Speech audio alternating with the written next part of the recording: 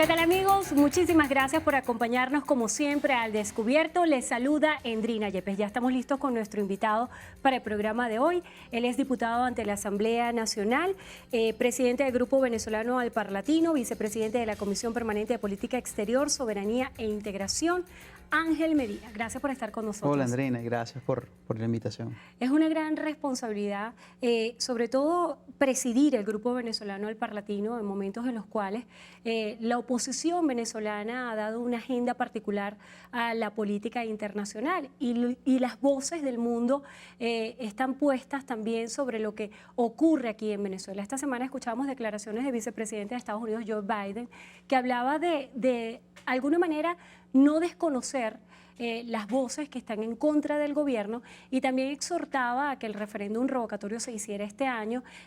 También hacía un llamado al apego a la Carta Democrática, entre otras partes de sus declaraciones, y esto produjo una respuesta muy contundente de la canciller de la República, Delcy Rodríguez, que calificaba como insolentes estas declaraciones. Yo quisiera conocer su apreciación al respecto. Bueno, en principio sí, efectivamente es una gran responsabilidad, sobre todo en el marco de esta crisis terrible que vivimos desde el punto de vista económico, político y social, pero que además también es institucional, que vive la nación. Y es una responsabilidad porque implica comprender también los cambios que está dándose en toda la región. En toda América Latina se están provocando cambios interesantísimos que deben ser observados, que debemos estar muy atentos porque evidentemente en muchos países de nuestra región se está provocando un cambio social y en Venezuela también forma parte de ese cambio social y ese cambio que está buscando, está exigiendo a gritos. Toda la población en su mayoría está exigiendo modelos distintos, alternativas distintas para asumir los graves problemas que tenemos. Usted es licenciado en Ciencias Políticas de la Universidad Central de Venezuela, lo cual le da tal vez una claridad teórica para interpretar lo que está sucediendo en la región. Hay muchas lecturas de lo que ha ocurrido, sobre todo en Brasil y en Argentina. El caso Venezuela pareciera ser un bastión de la izquierda en la región. ¿Cómo se interpretan estos momentos a nivel político? Mira, el problema es que Venezuela, como nación, somos muy influyentes para la región. Es decir, nosotros no podemos negar la capacidad de influir, no solo por nuestra posición geoestratégica, sino por nuestros recursos naturales y por haber sido siempre, desde el punto de vista político, uno de los países que va a la vanguardia de los cambios y de los modelos políticos. Y por eso somos influyentes. Así que lo que sucede en Venezuela tiene una incidencia, una influencia, no solamente para el sur, sino también para el Caribe, especialmente para el Caribe y para Centroamérica. Y eso evidentemente tiene que tener una lectura geopolítica y que debe asumirse con una lectura geopolítica en términos de que cualquier cambio que suceda en Venezuela indudablemente va a impactar en el resto de la región. Lo que está pasando en Brasil, lo que está pasando en Argentina, todos son parte de un solo, como te decía, de un solo germen, que es el deseo de los ciudadanos de América Latina de buscar una respuesta que no consiguió en las últimas 2 décadas. ¿A qué piensa usted obedece este retroceso, este repliegue de la izquierda en la región?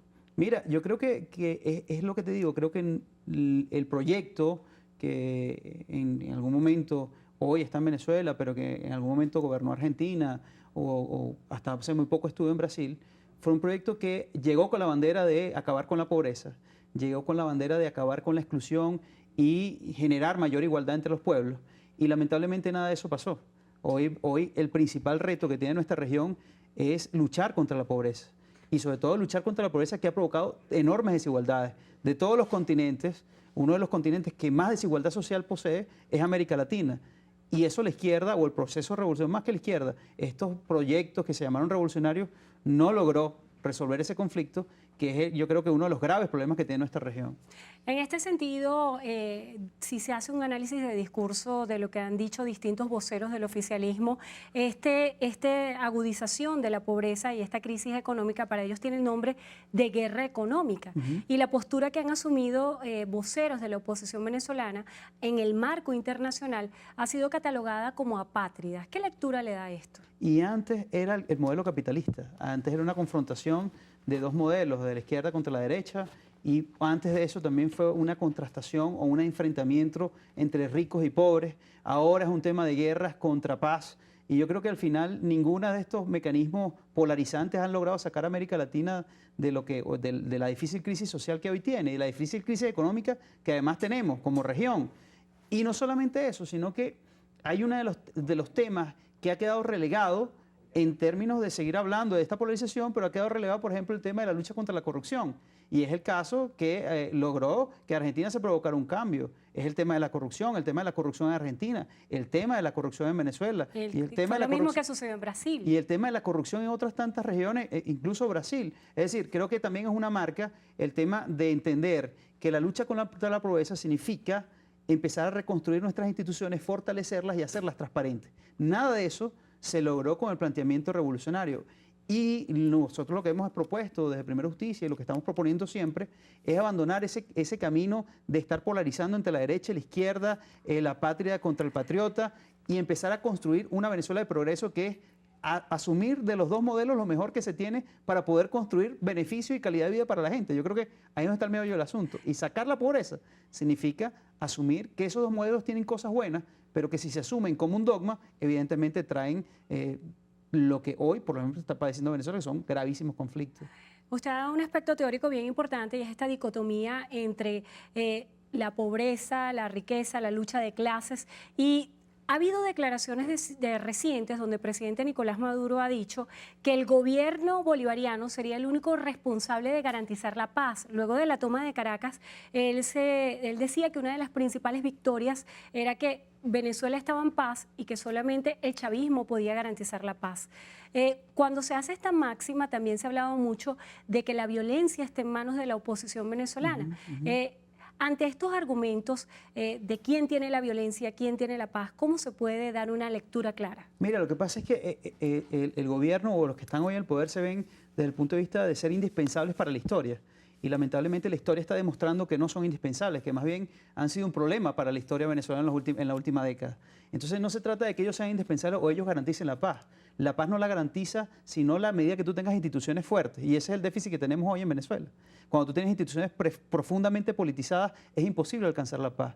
Pero además, cuando tú armas el discurso, es decir, cuando tú cargas tu discurso, hablas de paz, pero lo hablas en el tono desafiante, un tono confrontativo, y cuando tú cargas el discurso y le metes a ese discurso, esto es una lucha pacífica pero armada, o me dices que esto es una unión cívico-militar y que los militares están por encima de los civiles, y cuando en tu discurso permanentemente tratas de descalificar al otro y hacer que este otro no exista, evidentemente en la paz lo que estás llevando es mucha arma, mucho conflicto. Entonces, yo creo que la paz en este país se va a conseguir en la medida que permitamos garantizar a todos los venezolanos que tengamos el derecho a decidir, que tú, yo, todos los que nos ven en este momento, tengamos el derecho a decidir. Yo creo que ahí es donde está la clave. Y generar instituciones fuertes que permitan apartar la politización, no la política, la politización de esas instituciones y hacerlas a todas por igual. Ahí está la Constitución. Tenemos que empezar a hacer cumplir esa Constitución que muchos de sus derechos, muchos de sus deberes está evidentemente en deuda con la población venezolana. ¿Usted piensa que ha habido violaciones a la Carta Democrática, así como lo señalaba el vicepresidente de Estados Unidos, Joe Biden, y también haciendo referencia a los llamados presos políticos? Mira, yo creo que en el caso de la Constitución, hay gente que cree que la Constitución es la resolución de todo, es decir, es el antídoto para todos los problemas. No, y realmente las constituciones son la garantía del acuerdo social, que además es un deseo explícito. Es decir, nosotros en la Constitución vemos el deseo de lo que debe ser Venezuela y lo que queremos que sea Venezuela. Ahora, no depende de la Constitución que aquí se acabe la pobreza, no depende de la Constitución que los medicamentos lleguen a quien tiene que llegar, no depende de la Constitución que se acaben las colas, depende de quien administra las instituciones en el marco de la Constitución y haga que esas instituciones funcionen para resolver los problemas a la gente. Ahí es donde está el tema. Lo que pasa es que cuando todo lo llevamos a la Constitución, entonces pareciera que la gran responsable de lo bueno o lo malo que sucede en Venezuela es la Constitución, y la pobre Constitución no tiene la culpa de quien la administra, de quien está encargado de hacerla cumplir y no lo hace. Y yo creo que ahí es donde está el tema. Se violan derechos humanos, por supuesto, se viola el derecho a la libertad de expresión, se viola el derecho a elegir, y todo eso es lo que hemos estado luchando y hemos estado denunciando en todos los países que hemos estado visitando y hemos estado en comunicación permanente con ellos. Es el tema de que no solamente la Constitución, derechos fundamentales universales, aceptados por todo el mundo, se están violando abierta y flagrantemente en Venezuela. Cuando usted hace referencia de que la Constitución no es la responsable de la solución de los problemas, para muchos hay esa analogía de lo que es la Constitución, lo que representa y lo que representa la Asamblea Nacional. ¿Piensa usted que la Asamblea Nacional tiene alguna forma de dar respuestas concretas, contundentes a la crisis que se vive hoy en Venezuela? Mira, la ha dado, la ha dado. Imagínate que hoy la ley de cesantía para pensionados jubilados fuese una realidad y los pensionados jubilados estuviesen recibiendo un bono que le permitiera comprar medicina, que de repente no era la solución final, pero era una solución. Imagínate que hoy el Banco Central de Venezuela fuese realmente un ente independiente y poder estar controlando uno de los peores flagelos que está acabando con el bolsillo de todos nosotros, que es la inflación. Imagínate que hoy tuvieses una ley, por ejemplo, de la explotación del oro, que te permitiera que hoy se controlara y se garantizaran los intereses de la nación en materia de concesiones mineras y explotación de oro y otros recursos naturales. Imagínate que hoy fuese una realidad ya la ley de producción nacional y se permitiera abrir las puertas a la inversión extranjera. ¿Cree usted que el escenario sería diferente al que vivimos? Total y absolutamente distinto. Imagínate que hoy todas esas leyes que hemos venido aprobando, como la ley de la Gran Misión Vivienda de Venezuela, imagínate que hoy más de 2 millones de personas tuviesen el título de propiedad de su vivienda.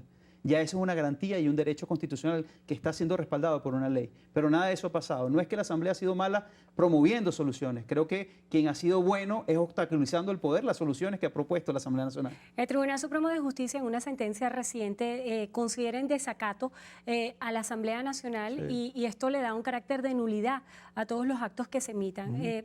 En pocas horas se va a instalar el nuevo ciclo de la Asamblea Nacional y lo van a hacer en Margarita. Yo quisiera que más adelante, en la próxima parte del programa, usted me responda cuáles son los nuevos desafíos para este ciclo y de qué manera se va a dar respuesta a esta sentencia del Tribunal Supremo de Justicia y también cuando ha habido un anuncio por parte del presidente de la República de que ya tiene listo un decreto para eliminar la inmunidad parlamentaria. Vamos a hacer una breve pausa y continuamos al descubierto. Estamos conversando con el diputado ante la Asamblea Nacional, Ángel Medina.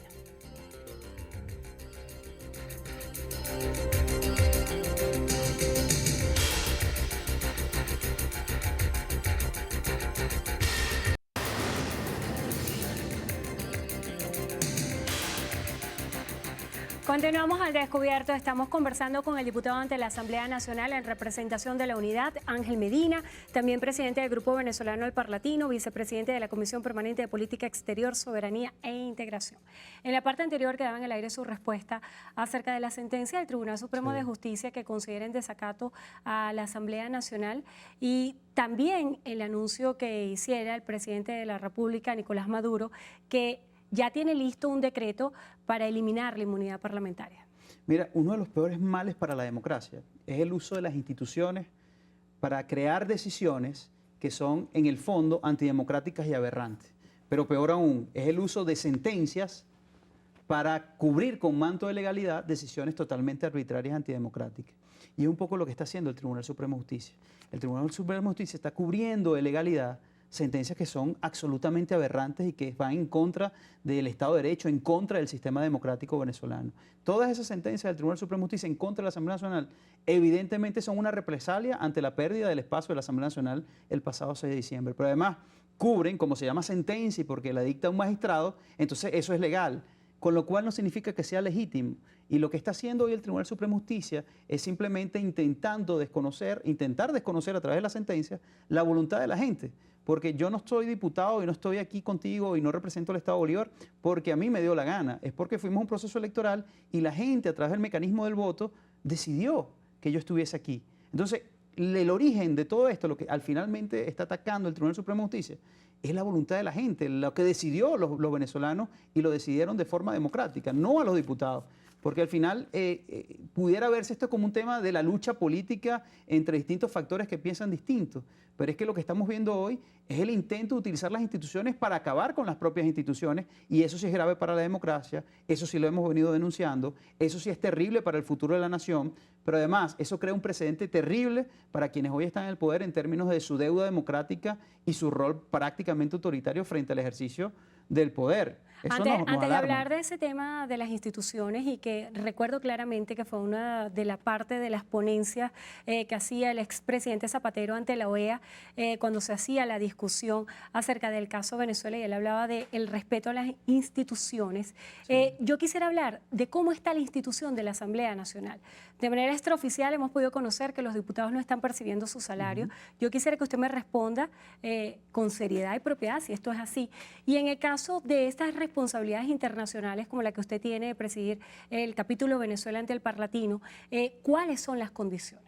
Mira, las condiciones son de un cerco generalizado, un cerco generalizado. Desde el tema de que hoy, en este momento que estamos hablando, nosotros los diputados no estamos percibiendo, se nos anularon nuestros sueldos, es una obligación flagrante a la ley del trabajo. Pero además nosotros... O sea, el sueldo de ustedes se lo depositan quincenal, mensual, ¿cómo es el esquema? El esquema es quincenal, tal cual, como cualquier persona, pero a nosotros nos pagan en la medida que nosotros vayamos a trabajar. Es decir, no es como otros que te pagan vayas o no vayas, no, nosotros nos pagan por dieta. Entonces tenemos que asistir a las sesiones para poder devengar un sueldo, un salario o una asignación por estar en esas sesiones. Eso está suspendido. ¿Desde hace cuánto tiempo? Desde hace 15 días para acá, exactamente. 15 días, vamos, ponle 20 días. Que eso está prácticamente suspendido. No hay recursos, no se le dan los recursos para el pago de diputados a la administración de la Asamblea Nacional. En el caso de los compromisos internacionales, ¿cómo se administra el presupuesto? ¿Cómo se hace el manejo desde la Asamblea Nacional? Mira, en el caso de los compromisos internacionales, cuando hay una misión oficial de la Asamblea Nacional, se hace como cualquier misión oficial, es decir, junto con el banco se hacen los procedimientos administrativos para que el Banco Central otorgue divisas para poder ejecutar los viajes. Esos viajes han salido en alguna medida, han salido bien. En este último mes tuvimos algunos retrasos importantes, pero por ejemplo, nosotros como diputados no gozamos de eso que llaman el pasaporte diplomático. Nosotros tenemos que viajar como si fuésemos turistas normales a cualquier encuentro parlamentario, encuentro internacional, porque lamentablemente se nos niegan esos derechos o esa representatividad de lo que somos ante el mundo, porque cuando nosotros llegamos a cualquier cumbre o llegamos a cualquier encuentro entre parlamentarios, lo estamos haciendo en representación de Venezuela, no en representación de la MUD. Estamos haciéndolo como diputados de Venezuela que fuimos electos. Y eso se nos niega, es de intentar permanentemente deslegitimar la acción de la Diputación. Pero, por ejemplo, más allá del tema personal de los diputados, en la Asamblea Nacional hoy día, tú vas a hacer una carta y no hay papel, no hay tinta, no hay posibilidades reales de poder contratar para el mantenimiento o la actividad diaria del ejercicio parlamentario. Eso no existe porque todo se redujo prácticamente a darle recursos a la Asamblea Nacional para pagar sueldos y salarios. Yo creo que eso es un cerco al final, un cerco que hemos denunciado, que vamos a seguir denunciando y que evidentemente pone en jaque, repito, el tema democrático y el déficit o la deriva autoritaria de quienes hoy están en el poder. La deja evidentemente clara. Hilando esta pregunta que voy a hacerle con el tema anterior del respeto a las instituciones, ha habido mucha controversia en torno a si se va a ejecutar o no el referéndum revocatorio este año, y el peso del Consejo Nacional Electoral es determinante.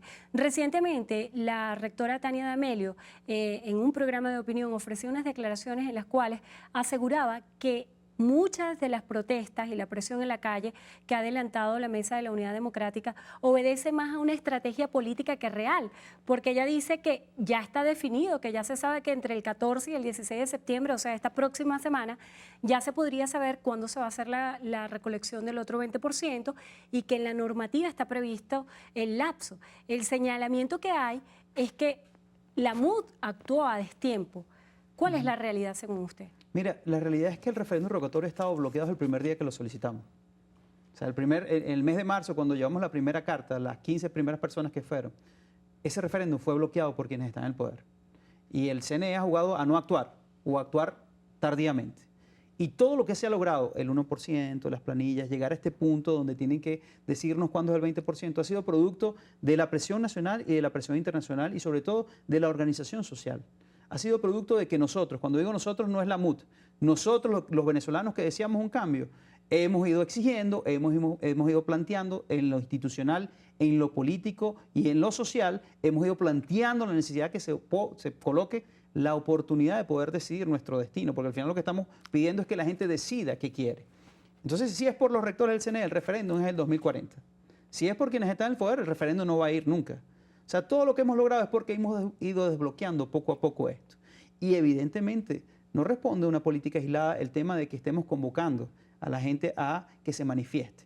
Corresponde a una nueva etapa de este proceso, esta nueva etapa de la lucha por generar un espacio donde democráticamente los venezolanos decidan. Y esta nueva etapa es que esas encuestas que dicen que hay más de 80% de los venezolanos que desean un cambio, que no están de acuerdo con lo que está pasando, ahora estamos haciendo que ese 80% se demuestre en las calles con personas de carne y hueso, y que sean las personas de carne y hueso las protagonistas principales, porque una de las mayores ventajas de este proceso, de este planteamiento del referéndum revocatorio, es que para que sea exitoso todos los días se tiene que sumar un nuevo ciudadano. Todos los días se tienen que sumar miles. Cuando comenzamos con las planillas fueron cientos de miles. Cuando llegamos al 1% fueron millones, entre los que fueron, los que ayudaron, los que no pudieron, los que sí pudieron. Y ahora que vamos al 20%, son millones más de venezolanos que se tienen que sumar, como se demostró el 1 de septiembre en esa toma enorme de Caracas y en esa toma, por ejemplo, en Puerto Ordaz fue una cosa histórica lo que pasó, la salida de la gente. Entonces, esta nueva etapa incluye indefectiblemente a la gente. Incluye ese sentido de responsabilidad que tenemos cada uno como ciudadanos de empujar el cambio que queremos y que es un cambio democrático. Y para eso tenemos que activarnos, tenemos que organizarnos, tenemos que manifestarnos dentro de las armas democráticas, dentro de las armas de lucha política que tenemos, hacer manifiesta nuestra expresión en carne y hueso de que somos una mayoría contundente, que ya no sean las encuestas las que hablen, que seamos todos los propios ciudadanos los que hablemos en las calles exigiendo un derecho que está en la Constitución, que no lo inventamos, pero que lamentablemente quienes están en el poder, te repito, se han empeñado en bloquear desde el primer día. Comenzó su respuesta haciendo alusión a una frase que utilizó Jesús Chugo Torrealba el 1 de septiembre en la llamada toma de Caracas, diciendo que esto marcaba el inicio de una nueva etapa. Sí. ¿Qué comprende esta nueva etapa y hasta qué punto los ciudadanos van a acudir y van a persistir en esa convocatoria que está haciendo la Mesa de la Unidad Democrática a estos actos de calle? Y la gran pregunta es, ¿cuál es el logro? Porque el presidente Nicolás Maduro también ese día daba respuesta y decía, bueno, si quieren hacer marchas, que hagan marchas. Han hecho muchísimas marchas a lo largo de todos estos años. ¿Qué se logra con esta movilización? Bueno, lo primero es desmentir al propio Nicolás Maduro. Eso es mentira, que si quieren hacer marcha, hagan marcha. Todos vimos en Venezuela los bloqueos enormes que hubo a tantos de ciudadanos que intentaron llegar a Caracas y no pudieron hacerlo, las amenazas permanentes. Mira, yo mismo estuve el 1 de septiembre desde las 5 de la madrugada y vi cómo hubo unidades llegadas del Guárico que fueron atacadas a tiros. Y ahí no pasó nada. Ahí hubo la perfecta impunidad. Vimos lo que pasó en el túnel de la Cabrera, la presencia de organismos no policiales atacando a las personas y atacando a los autobuses. Es decir, eso es mentira, que aquí el que quiera hacer marcha puede hacer marcha. Y todos los venezolanos lo vimos y yo creo que hay que aprovechar este espacio para desmentir categóricamente esos anhelos democráticos que en el fondo son evidentemente la muestra de la manipulación más perfecta en términos de hacer creer al mundo lo que ya nadie se cree. Ahora, esta nueva etapa implica un sentido de responsabilidad individual frente a la historia. ¿Qué quiero decir con esto? Esta nueva etapa implica que cada uno de los ciudadanos entienda que no es exclusivamente la MUD, que la MUD por sí sola no va a generar un cambio, que no es exclusivamente uno como diputado quien va a generar un cambio, que tiene que ser un movimiento social que produzca un cambio como son todos los movimientos sociales que producen cambios en la historia del mundo. O sea, ningún movimiento, ningún cambio real y profundo de las sociedades ha sucedido sin la gente. Sin duda. Tú puedes cambiar un presidente, puedes hacerlo, quitarlo, pero los cambios sociales y políticos de envergadura lo hace la gente. Usted me ha dado pie para una pregunta que siempre me he hecho, muchos venezolanos se han hecho también. Habla de la necesidad de un cambio global más allá del cambio de la figura del presidente. Sí. ¿Puede cambiar Venezuela después del referéndum revocatorio de llegar a realizarse este año? Yo quisiera que esto me lo responda al regreso. Vamos a hacer una breve pausa. Estamos al descubierto conversando con el diputado ante la Asamblea Nacional en representación de la Unidad, Ángel Medina.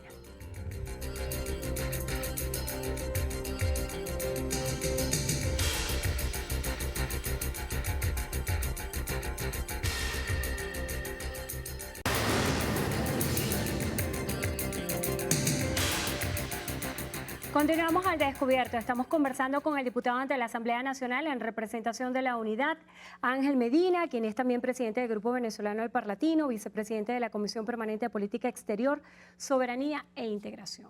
Hablamos acerca de las expectativas que hay acerca del referéndum revocatorio. Sí. Y en qué medida ustedes piensan que la solución para la crisis pasa por la activación de este mecanismo. Mira, porque nosotros creemos que el fondo del asunto es cambiar el modelo.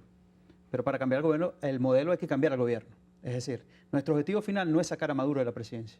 Nuestro objetivo final es pasar de la Venezuela socialista a la Venezuela del progreso. Y para eso tenemos que desalojar a quienes hoy gobiernan el poder, que son los que representan el modelo socialista.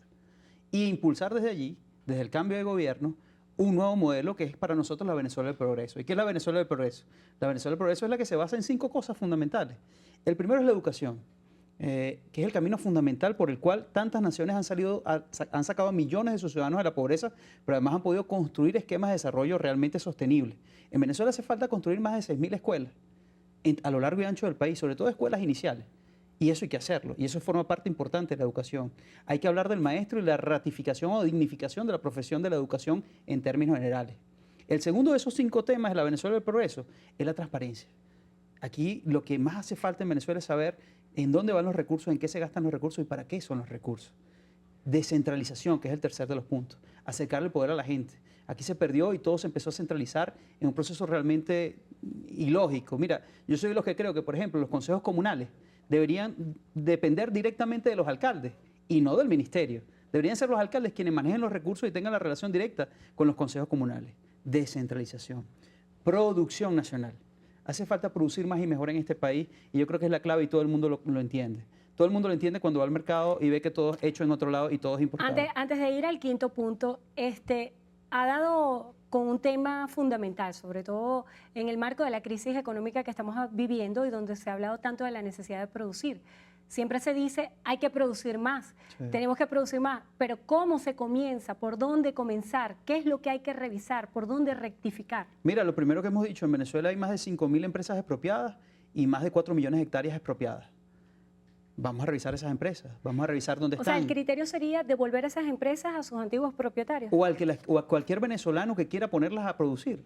Porque el tema es que en Venezuela el Estado se hizo tan omnipresente que empezó a tener desde areperas, que hoy no funcionan, hasta agencias de viaje que tampoco funcionan, hoteles, puertos, aeropuertos, ferries, y entonces se pierde en ese camino, se pierde efectivamente la labor final del Estado. Entonces, hablemos de esas 5.000 empresas. O de esas 4 millones de hectáreas que hoy muchas de ellas están ociosas. O sea, devolvámosle eso a la gente que quiera producirlas, que quiera ponerlas a trabajar de verdad, verdad. Yo creo que hay que hacer un proceso real de reconstruir ese aparato productivo. Pero además, producción nacional implica entender que la riqueza no solamente está en la inversión, que la riqueza está en la calidad humana. Y por ejemplo, hoy hay más de 600.000 jóvenes universitarios profesionales que se han ido del país. Tú tienes que ver la forma de renovar eso. Tú tienes que ver la forma de colocar al mejor potencial humano que tienes en este momento, porque además Venezuela hoy goza del bono poblacional, que se acaba en el 2047. ¿Qué es el bono poblacional? Que hoy nuestra población es principalmente población económicamente activa. Nosotros tenemos que aprovechar este tiro que tenemos en el tiempo para poder generar ahí los mejores esquemas de producción y los mejores esquemas de creación. Y eso es riqueza. No solamente es tener dinero y tener petróleo. Riqueza es tener potencial humano para hacerlo. Esa es la segunda. Pero tercero, son reglas claras. No puede ser que tú por un lado digas que vas a incentivar la producción nacional y por otro lado cambias a todo el tren ministerial y pongas a otra gente muy dogmática y que te habla solamente de el poder comunal y estás sacando a la gente que era supuestamente moderado. No es posible que tú me hables de créditos para los empresarios y por otro lado pongas a tantos generales a inspeccionar, a confiscar, a sacar y a meterse en las compañías. Esos son desde el punto de vista del discurso, son ironías o son contradicciones que evidentemente no generan transparencia y mucho menos generan confianza. El tema de la confianza es fundamental, sobre todo para cualquier tipo de relación y sobre todo para la relación que tiene que ver algo con la economía. El ministro Jesús Faría decía que de alguna manera la agenda que se ha puesto la oposición venezolana, y voy a hacer referencia a este caso, sobre todo usted que preside el capítulo venezolano al Parlatino, se ha intentado desacreditar en mercados internacionales a Venezuela y ha desmovilizado a posibles inversionistas. ¿Usted cree que esto es así? Volvemos al tema de los discursos. Es decir, por un lado tú puedes decir, bueno, sí, es que se ha buscado desacreditar a los inversionistas y tal, pero por otro lado, mira, empresa que se pare, empresa que me la tomas. Empresa que se salga de los carriles, me la tomas y se la das al pueblo. Y militares vayan a controlar a todo el mundo. Eso desde el punto de vista del discurso es una total contradicción que no genera confianza. Quienes no generan confianza son quienes agarran el micrófono del poder para decir y contradecirse. Es decir, yo creo que el tema, y vuelvo al tema, que es el de origen de la conversación que tenemos, aquí se trató siempre de colocar todo en esquemas polarizantes. Es decir, la culpa no es mía, la culpa es de la vaca, la culpa es de la patria, la culpa es del golpista, la culpa es del que juegue, del rico. Del rol de víctima. La culpa nunca es mía, la culpa Del siempre es rol de de otro. víctima. Y ahora la culpa es que nosotros estamos en una mega conflagración internacional que busca acabar algo que en la práctica no le está dando beneficios a la gente. Recientemente el diputado Hugo Belroa, en un espacio aquí en Venevisión, en entrevista a Venevisión, da una declaración haciendo referencia a las elecciones regionales. Él decía que de momento para el gobierno bolivariano, o en este caso hablando en nombre del Partido Socialista Unido de Venezuela, las elecciones regionales no son una prioridad, que el tema electoral en el marco de la crisis económica no es una prioridad. Para la Mesa de la Unidad Democrática, estas elecciones regionales son una prioridad. Hay distintos analistas que de alguna forma interpretan que en lugar de haber hecho tanto esfuerzo por la activación del referéndum revocatorio, ha debido haber más enfoque hacia estas elecciones regionales. ¿Qué ha pasado en ese debate interno? Mira, cuando un gobierno se torna autocrático, como este gobierno que ya está aquí, las elecciones no es que sea una prioridad, es que se transforma en una amenaza. Entonces ellos van a tratar de evitar, por más que sea, en toda la medida posible que se produzca un proceso electoral, porque saben que lo van a perder para arrancar. Pero en segundo lugar, desde el lado de la MUD, nosotros, como te dije al comienzo, nosotros no estamos defendiendo un referéndum o estamos defendiendo unas elecciones regionales. Lo que estamos solicitando en el fondo, la verdad, es permitirle un espacio a la gente para que sean los mismos ciudadanos quienes decidan quién los gobierna, cómo los gobierna y hasta cuándo los gobierna. Y eso no es otra cosa que una elección. Una elección en la que los millones de ciudadanos que conformamos este país nos demos nosotros la oportunidad de decidir, que no decidan por nosotros, porque eso de negar las elecciones es la conducta más autocrática y antidemocrática que puede existir, porque precisamente las elecciones existen para resolver y dirimir los conflictos. Las elecciones existen, en el punto de vista democráticamente hablando, existen para que las diferencias que existan en la sociedad puedan dirimirse a través de caminos pacíficos e institucionales. Negar una elección es efectivamente negar la posibilidad de resolver un conflicto. Y lo que estamos haciendo y estamos pidiendo es que este año se produzca una elección que permita avanzar en dirimir un conflicto que está en la calle y que no limitamos nosotros. El enfoque fundamental es el referéndum revocatorio, no las elecciones regionales. El enfoque fundamental es darle la oportunidad a la gente que decida. Y precisamente nosotros, como estamos hablando de cambiar el modelo y para cambiar el modelo, cambiar el gobierno, nosotros creemos que el referéndum revocatorio en ese esquema de decidir es fundamental, como lo es también las elecciones regionales que están pendientes, pero no es porque nosotros no lo hablemos, es porque precisamente el CNE, así como no habla nada del referéndum, o para hablar del referéndum tenemos que obligarlo, así tampoco habla nada de las elecciones regionales. Recientemente hubo declaraciones de la rectora Socorro Hernández haciendo referencia a este proceso regional y en virtud del cronograma viene ahora una fase de legitimación de los partidos políticos. Decía que de todos los partidos que hacen vida en el país, solamente 5 habían acudido a este proceso. ¿Qué es lo que ha pasado con las otras organizaciones políticas? Mira, yo creo que el tema del Consejo Nacional Electoral es un tema extrañísimo, es decir, por un lado, te niego la posibilidad de que exista un referéndum revocatorio. Hago lo imposible para que eso no exista. Por otro lado, te digo que hay las elecciones regionales, pero no digo absolutamente nada para que eso suceda. Pero además, como te niego el proceso electoral, también coloco trabas para que la manifestación de voluntad en ese proceso electoral, que son los partidos políticos, tampoco exista. O colocarle trabas al funcionamiento de los partidos políticos. Es decir, en términos generales, es toda una contradicción el rol en este momento del poder electoral, porque su función es promover más y mejor participación y hacer que esa participación sea efectiva y pueda ser transparente de cara a la sociedad. Ahora, su rol ha sido completamente distinto, es promover cada día menos participación y que esa participación se dé en unos contextos bien difíciles donde no es el CNE los que los promueve, sino que son los ciudadanos quienes prácticamente tienen que exigirlo. O sea que el rol en este momento del poder electoral está totalmente desvirtuado y yo creo que uno de los llamados que se tiene que hacer es que el problema, y repito, el meollo del asunto es aquí, permitir la oportunidad a la gente de que decidamos, de que usted que me está viendo ahorita pueda decidir su destino y decidir qué le gusta y qué no le gusta. Y eso solo se hace en elecciones, eso solo se hace a través del derecho que usted tiene de votar. Se ha planteado en la Mesa de la Unidad Democrática qué pasaría si el referéndum revocatorio no se lleva a cabo este año. Y también si se ha hecho en estrategia política, se plantean todos los escenarios. ¿Cómo se manejaría el tema de la credibilidad y el manejo de la frustración y desesperanza en el caso de que este evento electoral no se realice este año? Yo quisiera que me lo responda al regreso. Vamos a hacer una breve pausa y continuamos al descubierto.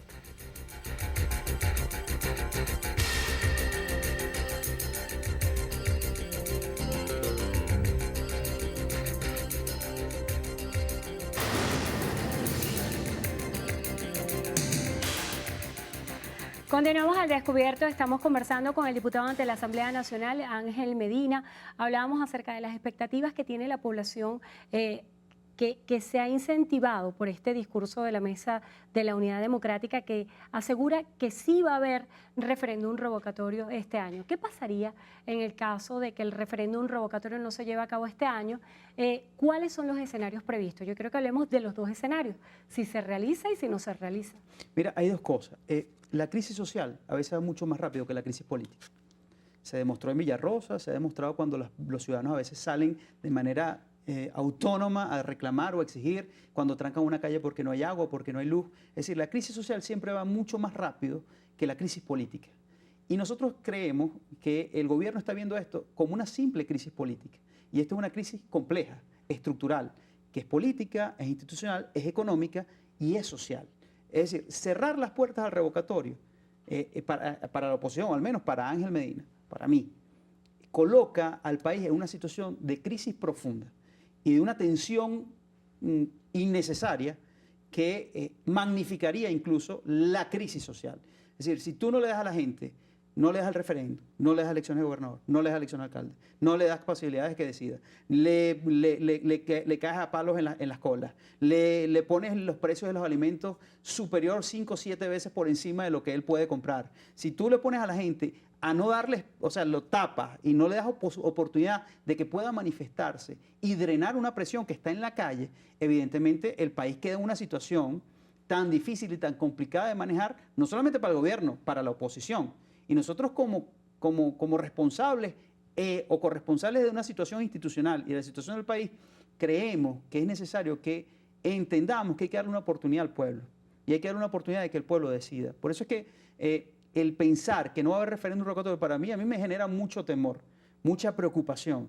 Porque negarle las puertas al revocatorio o negar las puertas a cualquier elección colocaría al país en una situación de crisis profunda, porque además se está viendo las encuestas, se está viendo la necesidad y el deseo de la gente que te está diciendo, mira, por favor, gobierno, o permítenos, o permita la política, permítanos que se resuelva la crisis política para poder atacar lo social, que es lo fundamental y que es lo que está corriendo a toda velocidad. Usted hablaba de dos aristas de esto que ha descrito como una crisis estructural, sí, lo social y lo político. Héctor Rodríguez, quien es diputado también ante la Asamblea Nacional y responsable del llamado Bloque de la Patria, sí, ha dicho que parte de la desmovilización del chavismo obedece básicamente a un tema económico. O sea, que por silogismo, si pensamos así, si se resuelve lo económico, todo lo demás mejoraría. ¿Usted cree que es así? Mira, lo primero es tratar de dividir al problema económico en términos de que el problema es del chavismo porque el problema del país es que hay un problema económico.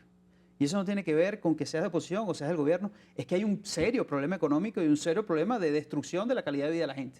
Ese es el problema puntual y el problema más grave que está sucediendo en Venezuela. Y que eso está trayendo consigo una cola social terrible. ¿Okay? Entonces, yo creo que este momento es un momento para entender, en el caso de Héctor, en el caso mío, en el caso de otros tantos diputados que no somos ni tan viejos ni tan jóvenes, la responsabilidad enorme que tenemos en términos de ir construyendo espacios para pensar el futuro. Y pensar el futuro no con este presente, pensar el futuro de otra manera. Así que, al final, yo creo que lo que nos corresponde es entender que esto es un problema magnificado, es un problema que se está haciendo estructural, que cada día es más complicado, y que resolver el tema económico es una de las patas fundamentales de salir de la crisis, pero no lo es todo. Porque, por ejemplo, tú puedes lograr que hayan alimentos, tú puedes lograr generando políticas económicas sinceras y responsables, que la inflación se puede contener y en cara de un tiempo tú puedas reducir la inflación. Pero ¿cómo haces con el tema de la inseguridad? Que no es un tema económico. ¿Cómo haces con el tema de la falta de educación o el poco valor que se le da a la educación? Que no es un tema económico, es un tema social. Es decir, no solamente con que tú tengas dinero, que te alcance el dinero y puedas comprar y puedas tener una vida en términos objetivos medianamente bien, vas a resolver el problema. Porque este es un tema, repito, social, económico, político e institucional. Revisando lo que va a suceder en las próximas horas, cuando se reanude el periodo de sesiones de la Asamblea Nacional este 15 y que ya lo anunciaba el presidente del Parlamento, Henry Ramos Ayub, se va a hacer en la isla de Margarita.